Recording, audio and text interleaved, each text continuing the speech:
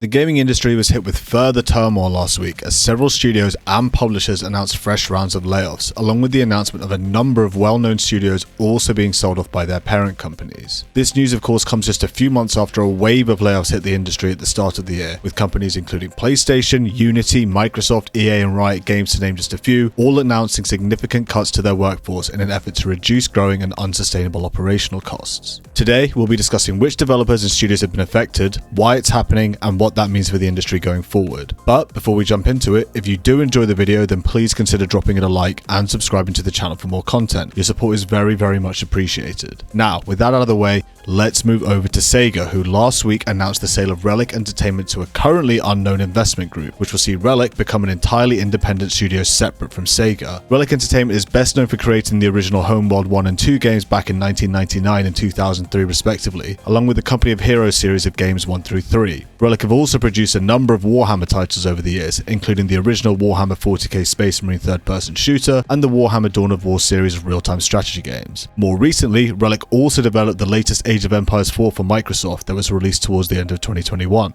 Rumours of Relic Entertainment being in trouble first started circulating all the way back in May 2023 when it announced a restructuring that would see 121 of its employees being laid off. This was at a time when industry-wide issues were first starting to hit multiple studios, resulting in multiple rounds of layoffs that have become increasingly regular over the past 12 months. Whilst the future of Relic Entertainment is uncertain, the studio has reassured fans that it would be continuing to support their existing titles, namely Company of Heroes 3, which launched a little over a year ago in February 2023. In addition to the sale of Relic, Sega also announced a round of layoffs to some of its other subsidiaries. In total, 240 jobs are being cut across the likes of Sega Hardlight, Sega Europe and Creative Assebly, most well known for the Total War series of real-time strategy games. More recently, Creative Assebly had been working on an upcoming space pirate themed extraction shooter named Hyenas, which was officially announced in June 2022. The game was said to have been Sega's highest budget game ever, exceeding the $70 million they spent on Shenmue all the way back in 1999. The game's first public playtest was unveiled at Gamescom 2023, which received mixed to negative reviews from those that had the opportunity to play it,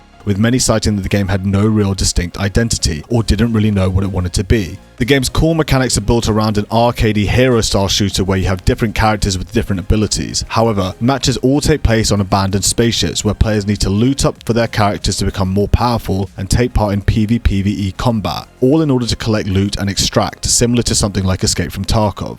Following internal concerns raised by Sega executives in August 2023, the game was ultimately put on hold the following month on 28th of September. Now, according to an anonymous internal developer, they blamed the game's failure on a lack of creative direction, management essentially being asleep at the wheel, along with a disruptive shift towards the Unreal Engine halfway through development. So at this stage, it seems highly unlikely that we'll see Hyenas releasing anytime soon, or potentially ever. Now, moving over to Gearbox Entertainment, who last week also announced that it was being sold off by its parent company Embracer Group to Take-Two Interactive in a deal worth $460 million. Gearbox is most well known for developing the Borderlands series of games, which themselves were published by another one of Take-Two's subsidiary companies, 2K. In addition to Borderlands, Gearbox are also well known for developing the more recent games in the Homeworld series after acquiring the rights from THQ during their bankruptcy back in 2012. At the time, THQ were the parent company of Relic Entertainment, which we just talked about, who in turn were acquired by Sega during the THQ bankruptcy as well. The latest game in the Homeworld series, Homeworld 3, is scheduled to launch in May this year. Gearbox are also well known for producing the Brothers in Arms series of World War II games, and even developed a couple of Half-Life titles in the past, most notably the original Half-Life expansions Opposing Force and Blue Shift. Despite the news of the studio's sale, fans will be pleased to know that as part of the announcement, it was confirmed that Gearbox currently has a new Borderlands game currently in development, and that Gearbox will continue to be led by studio founder and CEO Randy Pitchford, now operating as a completely new subsidiary within Take-Two. In a public statement, Strauss Zelnick, chairman and CEO of Take-Two, stated that Our acquisition of Gearbox is an exciting moment for Take-Two and will strengthen our industry-leading creative talent and portfolio of owned intellectual property, including the iconic Borderlands franchise. Nevertheless, less than 24 hours after this announcement, multiple employees at Gearbox Entertainment announced on social media that they've been hit with a wave of layoffs following the sale of the studio by Embracer Group. Now, at the time of making this video, it's still unclear exactly how many people have been impacted by the layoffs, and only time will tell on that front. Now, in even more similar news, Halo and Call of Duty co-developer Certain Affinity has also been hit by a wave of layoffs, with studio head and CEO Max Hoberman confirming that the layoffs would affect 25 of its staff members, which equates to roughly 10% of its workforce. The decision marks the first time that Certain Affinity has laid off team members since it was first established all the way back in 2006. Hoberman stated that there are multiple factors underlying this decision to do a layoff for the first time in our 17 plus years history. Most significant is an industry-wide slowdown in the funding of new lead and co-development projects and the reluctance of third-party investors to fund games or game companies. Certain Affinity has helped shape a number of notable titles over the past 17 years, working on projects including 2016's Doom, 2017's Prey, as well as co-developing Halo titles with 343 Industries that include Halo 4 and the more recent Halo Infinite. Now, these recent announcements are just the latest in a long list of mass layoffs that have been plaguing the industry since the start of 2023, and I wanted to quickly discuss some of the key factors that have led to where we are today. One major factor was of course the COVID-19 pandemic that helped fuel unexpected demand and growth for the video games industry as a whole. With the world going into lockdown, people suddenly had a lot more spare time and money on their hands to spend playing video games in place of their usual day-to-day activities. This in turn created a surge in demand and revenue that led to developers making ambitious investments into things like acquisitions, mergers, and expanding their workforce to pump out new projects and content for existing titles. However, with the world opening back up again and the market returning to its pre-pandemic state, this growth eventually proved unsustainable, leaving companies with bloated operational costs at a time when revenues were also declining compared to the years during the pandemic. Another contributing factor is the rising cost of developing AAA games, which has steadily increased in recent years. With the industry becoming more and more crowded and competitive, developers need to maintain their competitive edge by producing better quality products. This means making continual improvements to areas such as game design, complexity, and the use of advanced technologies to create visually stunning experiences. As such, players now have much higher expectations when it comes to games compared to even just a few years ago. However, with the global economic slowdown at the end of 2023, many developers have struggled to secure additional funding needed to invest in new projects and technologies. On top of this, many consumers are now struggling with an increased cost of living across the globe, resulting in people spending less and less time on gaming as they once did. Basically, the complete opposite situation compared to what took place during the pandemic. Now, despite all of these factors, I think it's also worth mentioning that the state of gaming is in a pretty bad place at the moment.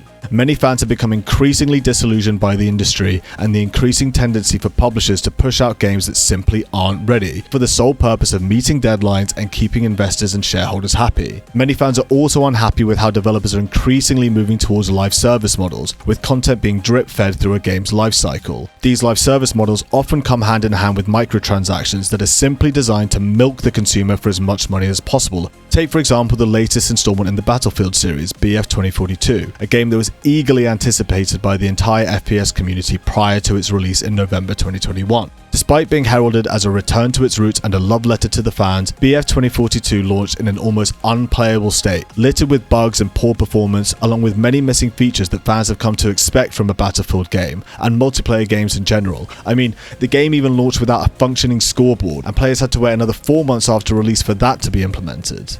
At the same time, BF 2042's live service model has been woeful at best. New seasons have been regularly delayed throughout its life cycle, and the amount of content delivered seems to be less and less with each new season. Take for example Season 7, that recently launched in March this year, nearly 6 months after the previous season, which delivered a measly total of 3 new weapons and only 1 map instead of the promised 2. Despite this, players are still encouraged to unlock the premium battle pass in order to unlock all of the available content, such as skins, player cards, weapon charms, etc. And whilst the new weapons can be unlocked for free, players are still encouraged to spend money to effectively fast track the battle pass progression in order to get their hands on the new weapons instantly. The fact that this has now effectively become the accepted norm in gaming is, quite frankly, absurd.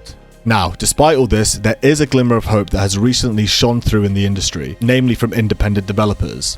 Arrowhead Game Studios, an independent developer based out of Sweden, recently launched the smash hit Helldivers 2, a third-person PvE shooter that sees players take on hordes of enemies, all in the name of spreading democracy across the galaxy. Since its launch, Helldivers has consistently held the number 3 spot for active players on Steam, and shows no signs of slowing down. The game receives updates on an almost weekly basis, and whilst the game does include battle passes that require credits to unlock, these credits can be earned simply by playing the game and collecting them during missions. For players that do choose to pay real money to unlock these battle passes, the items within them can still only be purchased using medals that are earned by playing the game and completing missions. In other words, you can't pay to win your way to unlock new weapons and armor, you have to grind it out like everybody else. Now, it should be noted that there is an in-game store where items can be purchased for real money credits. However, none of these items are particularly overpowered or necessarily better than anything you can earn through regular rewards. The development team are also actively engaged with the community, regularly posting updates and interacting on the official Discord server, whilst Arrowhead's CEO also regularly engages with the community on Twitter, even going so far as to ask players for advice on how they can improve the game. Another recent ray of light came in the form of the critically acclaimed Baldur's Gate 3, released by independent game developer Larion Studios based out of Belgium.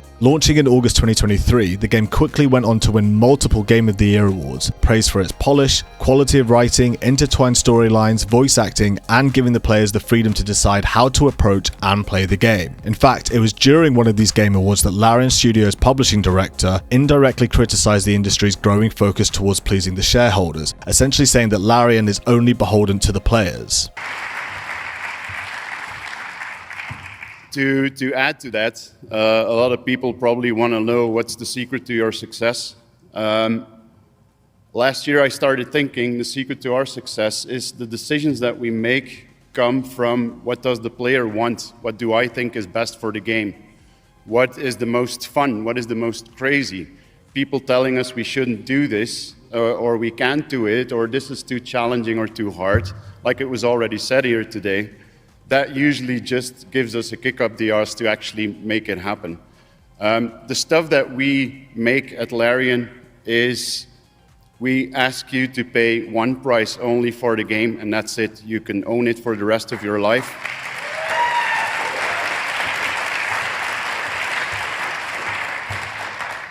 We don't have shareholders, but we also don't think about them.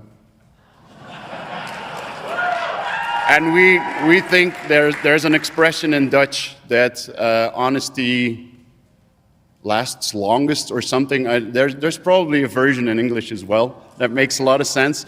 But what we have tried in the last 20 years is to treat people like we would like to be treated ourselves as players, as gamers.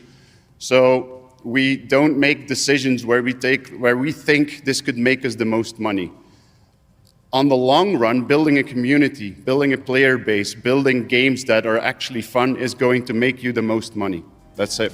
We can only hope that developers in the wider industry will take heed of these words and start focusing on what matters most, what we, the players, want, and not what will allow them to report the highest quarterly earnings to their shareholders. Regardless, remember that the best thing we as a community can do is to vote with our wallets, and I for one will certainly be looking to support independent developers that have the players' best interests at heart going forward. Right, that's it from me today. For those of you that are still here, thank you very much for watching the video. I really do appreciate it. Hopefully we'll see you back here for even more content soon, and until then, goodbye.